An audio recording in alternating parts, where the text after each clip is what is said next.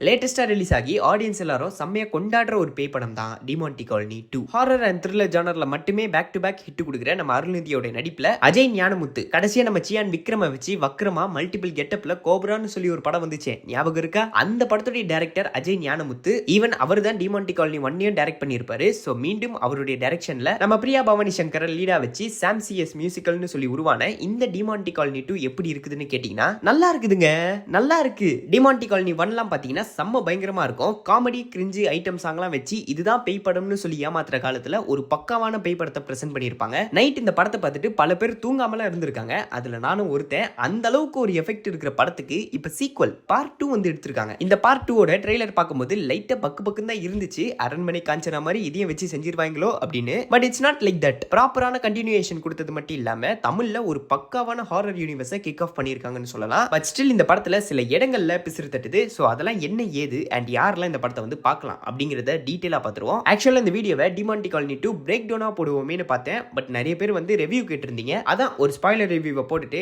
அப்புறம் இந்த படத்தை பிரிச்சு மேஞ்சிடலான்னு ஒரு ஐடியா. படம் ரிலீஸ் ஆன டைம்லயே ரிவ்யூ போட வேண்டியது கொஞ்சம் மிஸ் ஆகிடுச்சு. பட் டோன்ட் வரி, இனி வீடியோ பேக் டு பேக் வரும். நோ என்ன நீ பைத்தியக்காரனவே நினைச்சிருக்கறல நீ. So spoiler alert. இந்த படம் பார்க்காதவங்க யாராச்சும் இந்த வீடியோ பார்க்குறீங்கன்னா யுவர் விஷ், இந்த வீடியோவை நீங்க ஸ்கிப் பண்ணிக்கலாம்.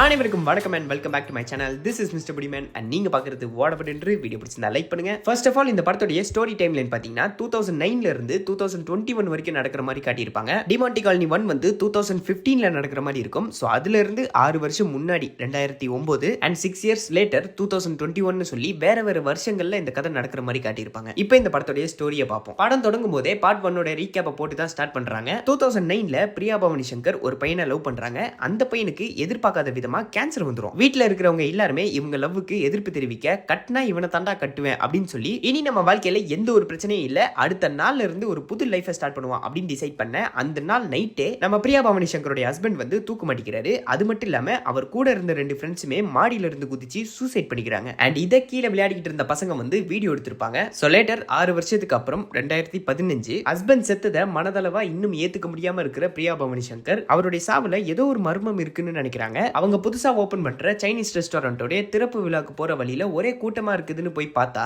டிமான்டி காலனி 1ல நம்ம அருள்நிதி அவர் ஃப்ரெண்ட்ஸோட நாடி ஜோசியரை மீட் பண்ண போவாங்க. எம்எஸ் பாஸ்கர் அவர் மறுநாள் தூக்குப்பட்டுப்பாரு. அதை நம்ம அருள்நிதி கூட்டத்துல ஒருத்தரா வேடிக்கை பார்க்க, இன்னொரு பக்கம் நம்ம பிரியா பவானி சங்கரும் அதை பாக்குறாங்க. சோ இங்க தான் பார்ட் 2 வந்து பார்ட் 1 கனெக்ட் ஆகுது. 6 வருஷத்துக்கு அப்புறம் மீண்டும் ஒரு தற்கொலையை பார்த்தது மட்டும் இல்லாம ரெஸ்டாரண்ட் திறப்பு விழால நடந்த சில சம்பவத்தால பிரியா பவானி சங்கருக்கு வந்து சந்தேகம் வருது. சோ அதனால இறந்து போன ஹஸ்பண்ட் கிட்ட பேசணுங்கிறதுக்காக மாங்ஸ் அவங்க கிட்ட ஹெல்ப் கேட்க போக அங்க திருப்பி நம்ம அருள்நிதி ஸ்ரீனிவாசனை வந்து கிராஸ் பண்றாங்க. அண்ட் அவர் வந்து யாருக்கிட்டே போன் பேசிக்கிட்டு இருப்பாரு. அதாவது ஸ்ரீனிவாசனுடைய அப்பாக்கு வந்து 2 மனைவி. ஃபர்ஸ்ட் ஒய்ஃபுக்கு பிறந்தவர் தான் ஸ்ரீனிவாசன். அண்ட் இவருக்கு ஒரு அண்ணனும் இருக்கான், ரகுநந்தன். 2 பேருமே வந்து ட்வின்ஸ்.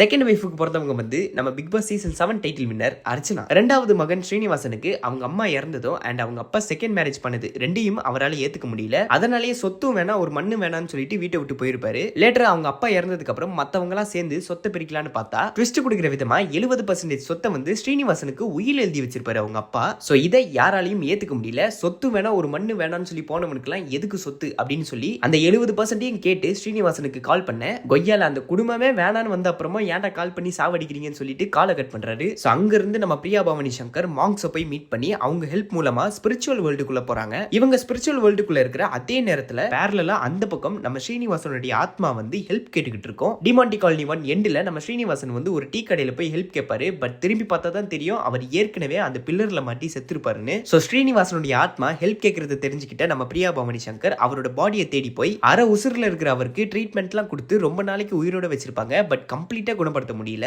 ஸ்ரீனிவாசனுடைய அண்ணா ரகுநந்தன் தம்பி செத்தாதான் சொத்து கிடைக்கணும், அந்த பயபுல செத்தாலும் பரவாயில்லன்னு சொல்ல அப்பதான் ஒரு விஷயம் தெரிய வருது. ஸ்ரீனிவாசன் செத்தா ரகுநந்தனும் செத்துருவாரு. சோ 2 பேரோட சாவும் ஒரே நேரத்துல ஒரே மாதிரி தான் இருக்கும். ஸ்ரீனிவாசன் பிளாட்ல இருந்து கீழே விழுந்த அதே டைம்ல நம்ம ரகுநந்தனும் மாடியில இருந்து கால் தடிக்கி கீழே விழுந்திருப்பாரு. சோ 2 பேருமே டெத்தை ஃபேஸ் பண்ணிருக்காங்க. இந்த கான்செப்டை சயின்ஸ் தியரி எல்லாம் வச்சு முட்டு கொடுத்திருப்பாங்க. அதை பத்தி இப்ப பேச வேணாம், பிரேக் டவுன்ல பார்த்துப்போம். சோ இவ்வளவு விஷயங்களும் தெரிய வந்ததுக்கு அப்புறம் தான் டிமான்டிங்கிற அந்த கான்செப்டுக்குள்ளே போறாங்க. அதாவது 6 வருஷத்துக்கு ஒரு தடவை டிமான்டியால யாராச்சும் சாவாங்க. அவங்க சாவுக்கு பிள்ளையார் சொல்லியா இருக்கிறது தி ஃபாலன் கிங்டம்ங்கிற ஒரு புக்கு. சாகுறவங்க ஃபர்ஸ்ட் அந்த புக்கை படிப்பாங்க. அது மூலமா டிமான்டினா யாரு அண்ட் அந்த செயினை பத்தின உண்மைகள் தெரிய வரும். அதுக்கப்புறம் டிமான்டியோட வீட்டை விசிட் பண்ணுவாங்க. அங்க இருக்கிற டிமான்டியோட செயினை எடுத்து டிமாண்டி கையாலேயே சாவாங்க. சோ இது வந்து ஒரு டெத் சைக்கிள் மாதிரி எவ்ரி 6 இயர்ஸ்க்கு ஒரு தடவை யாராச்சும் அந்த புக்கை படிக்கணும், டிமாண்டி கையால சாகணும்னு இருக்கு. அந்த வகையில இந்த டெத் சைக்கிளுக்கு ஒரு முற்றுப்புள்ளி வச்சு இனி டிமாண்டியால எந்த ஒரு உயிரும் போகாம தடுக்கிறது தான் நம்ம பிரியா பவானி சங்கருடைய மெயின் மோட்டிவா இருக்கும். சோ அதை அவங்க தடுத்தாங்களா இல்லையா,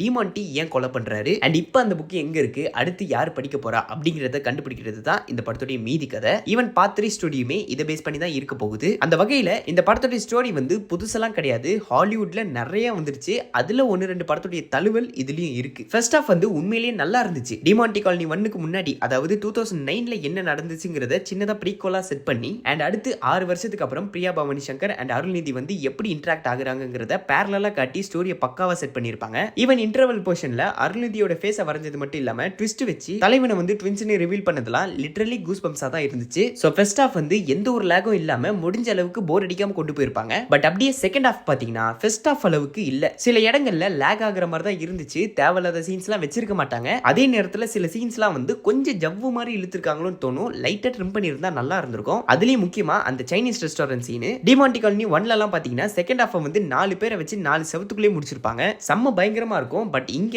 அந்த பேய் பயங்கிறது கொஞ்சம் குறைவா தான் இருக்கு. ஓவராலா ஜம்ப் ஸ்கேர்ஸ் 1-2 இடத்துல வச்சிருந்தாலும் ஏதோ ஒன்னு மிஸ் ஆகுற மாதிரி தான் ஃபீல் ஆச்சு. அந்த டிவி சீன்ஸ்லாம் வந்து பார்ட் 1 அளவுக்கு ப்ராப்பரா ஒர்க் ஆகலன்னு தான் சொல்லணும். டிவி தான் பெருசா இருந்ததே தவிர்த்து கண்டென்ட் எதுவும் இல்ல. அதை ஃபாலோ பண்ணி இந்த படத்தோட ஸ்கிரீன் பிளே பாத்தீங்கன்னா சாப்டர் வைஸா கொண்டு போயிருப்பாங்க. Chapter 1 Debi and chapter 2 Raghunandan. இது ரெண்டுமே டிமாண்டி யூனிவர்ஸ்க்குள்ள வர புது கேரக்டரை காட்டுற விதமா சாப்டர் வைஸா பிரசன்ட் பண்ணிருக்காங்க. பட் உண்மையை சொல்லணும்னா அப்படி பிரசன்ட் பண்ண வேண்டிய அவசியமே இல்ல. இதுவே நம்ம தனுஷுடைய கேப்டன் மில்லர் படம் பாத்தீங்கன்னா அது கம்ப்ளீட்டாவே சாப்டரா தான் போய்கிட்டு இருக்கும். 5-6 சாப்டர் கிட்ட கொண்டு போயிருப்பாங்க. பட் இங்க அந்த ஸ்டைல் வந்து ஒர்க் ஆகல. சாப்டர் வைஸா கொண்டு போயிருந்தா சாப்டர் முறையில தான் முடிச்சிருக்கணும். பட் இங்க ஸ்டார்டிங்ல வந்து சாப்டர் வைஸா கொண்டு போயிருப்பாங்க. அதுக்கப்புறமா நார்மல் ஸ்கிரீன் பிளே ரைட்டிங்ல தான் கதை போயிருக்கும். அந்த வகையில கேரக்டர்ஸை சாப்டர்ஸா பிரசன்ட் பண்ண வேண்டிய அவசியமே இல்ல. சோ ஸ்கிரீன் பிளேல சின்ன சின்ன நெகட்டிவ் இருந்தாலும் டெக்னிக்கல் வைஸ் இந்த படம் வந்து நல்லா தான் இருக்கு. சினிமாட்டோகிராஃபி அண்ட் கலர் கிரேடிங்லாம் பார்ட் 1 விட ஒரு படி மேலேயே போயிருக்காங்க. விஎஃப்எக்ஸ் குறை சொல்லாத அளவுக்கு தான் இருக்கு. இந்த பார்ட் 2 பார்ட் 1 விட டெக்னிக்கலா எல்லாமே ஓகேவா தான் இருக்கு, ஸ்கிரீன் பிளேயை தவிர. அதை தொடர்ந்து இந்த படத்துடைய காஸ்டிங் நம்ம பிரியா பவானி சங்கர் வந்து டெபிங்கிற கேரக்டர் பிளே பண்ணிருப்பாங்க.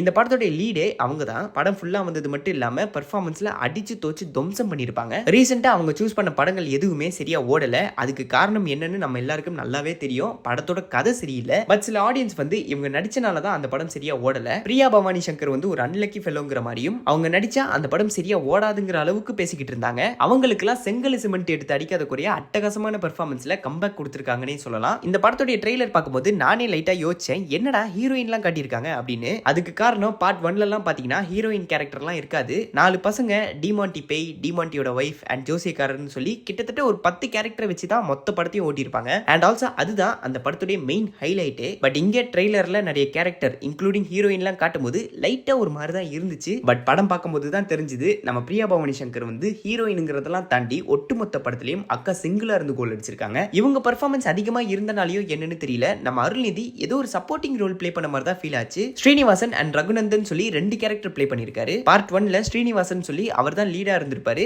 பட் இங்க ரகுநந்தன்ங்கிற கேரக்டர்னால அந்த கேரக்டருக்கு ஏத்த மாதிரியான இன்வால்வ்மெண்ட் தான் கொடுத்திருக்காரு. சோ இவரோட பெர்ஃபார்மன்ஸுமே நல்லா தான் இருந்துச்சு. அண்ட் இவங்களை தாண்டி இந்த படத்துல நடிச்சிருக்க மத்த artist big boss Archana, Arun Pandian, Muthukumar and அந்த சைனீஸ் தாத்தா ஸ்ட்ரிங் பார்ஜின்னு சொல்லி எல்லாருமே கொடுத்த ரோலை பக்காவா பிளே பண்ணிருப்பாங்க. யாருமே ஓவர் பிளே பண்ணல. அதுலயும் முக்கியமா நம்ம முத்துக்குமாரோட காமெடி எல்லாம் யதார்த்தமா பாக்குறதுக்கு நல்லா இருந்துச்சு. அண்ட் இந்த படத்தோட மியூசிக்கல் நம்ம சாம் சிஎஸ், தமிழ் சினிமாவுடைய அண்டர்ரேட்டட் மியூசிக் டைரக்டர். தலைவன் விக்ரம் வேதா கைதின்னு சொல்லி எத்தனை ஐகானிக் பிஜிஎம் போட்டாலும் ஸ்டில் அண்டர்ரேட்டடாவே இருக்காப்புல, ஏன்னு தான் தெரியல. இந்த படத்துல பிஜிஎம் வந்து ஓவராலா நல்லா இருந்தாலும் சைலண்டா இருக்க வேண்டிய இடத்துலயும் லவுடான பிஜிஎம்ஸ் வந்து பிளேஸ் பண்ணிருப்பாங்க. அது உண்மையிலேயே நல்லா இல்ல, அது அந்த சீனை தான் பாதிக்குது. அதே நேரத்துல சில இடங்கள்ல பிஜிஎம் வந்து நல்லாவும் ஒர்க் ஆகிருக்கு. அது அந்த சீனை வந்து பக்காவா எலிவேட் பண்ணிருக்கணும் சொல்லலாம். சோ தேவையான இடங்கள்ல சைலன்ஸை வந்து மெயின்டைன் பண்ணி இருந்தாங்கன்னா அந்த த்ரில்லர் வந்து கொஞ்சம் அதிகமா இருந்திருக்கும். அண்ட் ஆல்சோ இந்த படத்துல 1-2 பாட்டுமே இருக்கும். அதே மாண்டேஜா பிரசன்ட் பண்ணனால தப்பிச்சிட்டோம், இல்லனா அவ்வளவுதான். அந்த வகையில இந்த படம் யாரெல்லாம் பார்க்கலாம் அப்படின்னு கேட்டீங்கன்னா இந்நேரத்துக்கு எல்லாரும் பார்த்திருப்பீங்கன்னு தான் நினைக்கிறேன். பட் ஸ்டில் சில பேருக்கு இந்த படம் வந்ததே தெரியாதுங்கிற மாதிரி தான் இருக்கு. இதே மாதிரி தான் டிமாண்டி காலனி 1மே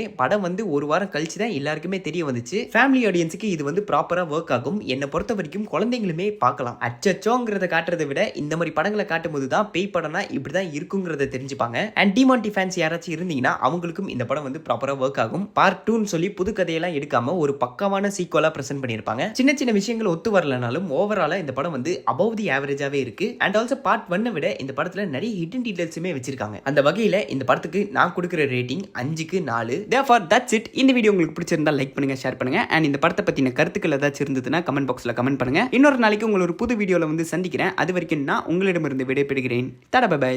See you.